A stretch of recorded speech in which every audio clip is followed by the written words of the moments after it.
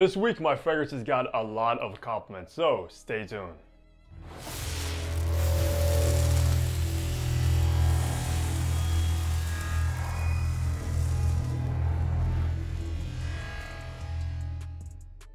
Hey, what's good guys? Hunter here and welcome back to the channel where I upload weekly fragrance content, so you know what to do. Hit the subscribe button down below and also make sure to follow me over on my Instagram page. Now today is of course another weekly fragrance rotation. If you just so happen not to be familiar with this series, we basically run down what fragrance I wore, how many sprays, the kind of weather outside, and if that particular fragrance happened to get a compliment or not. And I want to let you guys know, next week there probably won't be a fragrance rotation video because I am in the process of moving. So if any of you guys have any moving tips for fragrances, if you have like a big collection, leave a comment down below to help me out with that, because moving fragrances is a hassle. But besides that, let's get right into Sunday. Sunday was in the mid 70s and sunny outside, and I went with Super's Budapest The Wolf. And there's actually a funny story why I went with this one, but guys, this is probably honestly one of the best leather fragrances I've ever smelled. You get this very fruity raspberry note, an extremely rugged, like dark leather note as well, which might sound similar to like Tuscan leather, but for some reason it has like the leather from ombre leather and then maybe like the fruitiness from the raspberry from Tuscan leather. So it's like a combination of those two, and it's extremely potent, like very, very strong. And the reason I went with The Wolf is because I had a girl over in the morning. She actually wanted to pick what fragrance I wore for the entire day. So she was in my collection smelling all my fragrances, and she landed on this one and just said that it smelled very masculine and sexy, which it definitely is. A very kind of masculine, sexy, seductive fragrance without a doubt. And on that day as well, I did do 10 sprays of The Wolf. And as you guys know, if you follow my channel or know anything about these fragrances, these atomizers are insane. Like it sprays like probably equivalent to like 3 sprays from a regular atomizer. Just a beast, and a beast of a fragrance in and of itself. Very, very good leather fragrance that I recommend a lot of you guys try. And if you do want to try anything from Supers, use code HUNTER10. That will save you 10% off. But that's what I wore on Sunday, is The Wolf. Monday was in the high 70s and sunny outside, and I was in the mood for a fruity fragrance, and this is probably one of my favorites in my collection. It is Bahama Parfums Mula Mula, which is probably honestly one of the most masculine, fruity dominant fragrances that I own, at least. It's like a fruit cocktail, guys. So many different fruits going on in here. I think like strawberry, peach, but then it dries down to this nice kind of woody oud note as well, which just works perfectly. And just smells like money, just like that name says. Mula Mula, that's the vibe that this gives. Very luxurious. On that day with Mula Mula, I did do 8 sprays of this one. The performance is very good as well. I believe these are extrait de parfums, if I'm not mistaken, and they are. So if you're looking for a more masculine, fruity, heavy fragrance, absolutely try Bahama Parfums Mula Mula. Tuesday was also in the high 70s and sunny outside, and I was in the mood for like a chypre style fragrance, so I went with Raja Parfums Apex, and this is like the original Eau de Parfum version of it.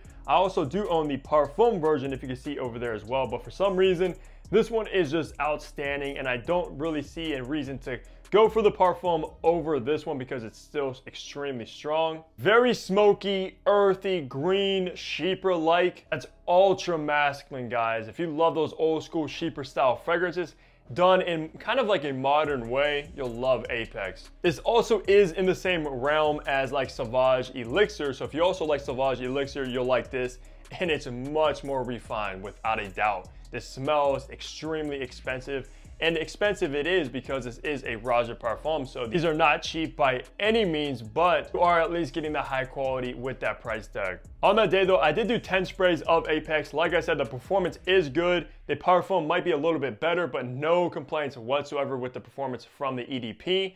On that day, like in the evening, I was at the casino, and the person I was with asked me what I was wearing because he really liked it. So I told him what I was wearing, and he's basically really into this style of fragrances, so it kind of made sense that he would like it. Highly worth checking out if you love those green, chypre fragrances. Wednesday happened to be in the low 80s and sunny outside, and I went with Bulgari Tiger, which was my signature scent a few months ago, but I have recently changed it. And the reason why I went with this one is because I haven't worn it in a while. And to be honest with you guys, I was kind of stumped on what I wanted to wear. And of course, Tiger stood out to me, and you can never go wrong with this fragrance. No matter the season or occasion, event, whatever, this always suits whatever you're doing, which is why it's a perfect, fresh, signature style fragrance. That's very simplistic, but just one of the best scent profiles money can buy, in my opinion. And if you don't know already, I have switched from Tiger to Louis Vuitton Le Mesite as my signature scent.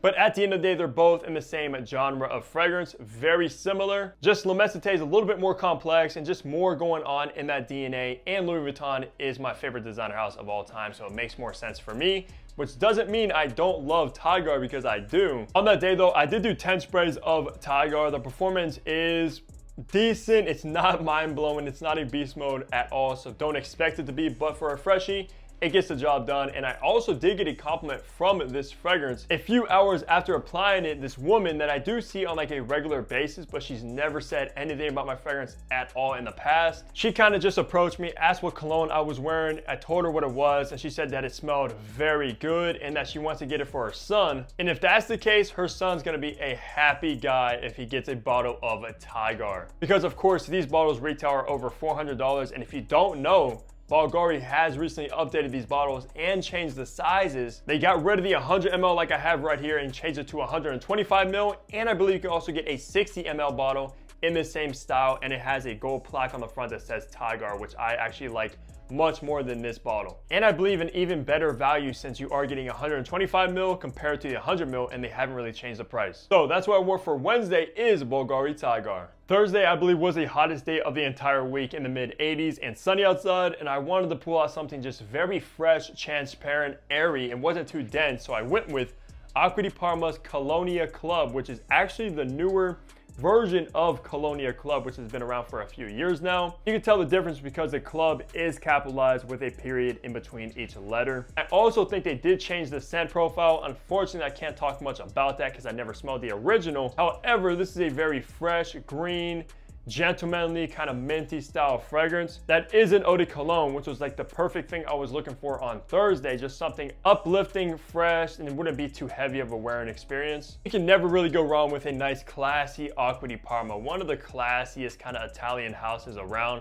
that's been around for well over 100 years now, which is crazy. On that day as well, I did do 10 sprays of Colonia Club. Like I said, this is an eau de cologne concentration, which is the weakest of all concentrations. So don't expect this thing to last all day, because I promise you that's not gonna happen. It lasts a few hours, but it does actually project very heavy for being an EDC concentration, believe it or not. So basically, like for the first hour or two, everybody around you is gonna smell this fragrance if you do wear it. That's what I chose for the very hot day on Thursday, is Colonia Club. Friday was in the low 80s and rainy outside, and I revisited the newest Louis Vuitton because everybody's been telling me to try it again, wear it again after my review, and it is, of course, Louis Vuitton Lovers, guys, which when I did review this one, I didn't really give it the best review, but it wasn't the worst either. Just not a fragrance that blew me away, and kind of thought it was a little bit unnecessary, and I wasn't really a fan of the whole marketing behind this one either, to be honest. In like a completely different font on the bottle, it just doesn't really make that much sense. And I think it might even be a limited edition, but I am of course glad to have it in the collection. And if you don't know, this pretty much takes that Santal 33 DNA and maybe brightens it up a little bit, freshens it up. It has this kind of like solar vibe to it as well, plus it resembles like the sun. It has that sandalwood that does actually come across pretty pickly to me, at least on my skin. But I will say though, the dry down is much better than the opening, and a lot of you guys agree with that as well. And it's funny because the girl I was with on Friday told me that she liked what I was wearing. It smells very unique. That was a few hours into the day after applying this one when she gave me that compliment. So I did actually reapply this one later on in the day. I was still with her and she's like, wow, that actually smells very different in the opening compared to the dry down. And even she said that she much preferred the dry down of Lovers. And that's pretty much like what everybody's saying about Lovers. So she was spot on with that analysis. So that's what I wore for Friday, is Lovers, and still kind of keep my opinions the same with this one. It's decent, but it's not great. Wrapping the week off on Saturday was in the low 80s and rainy outside, and I did pull out a brand new fragrance from Sphinx, which is Emerald Mirage, which just came out, guys.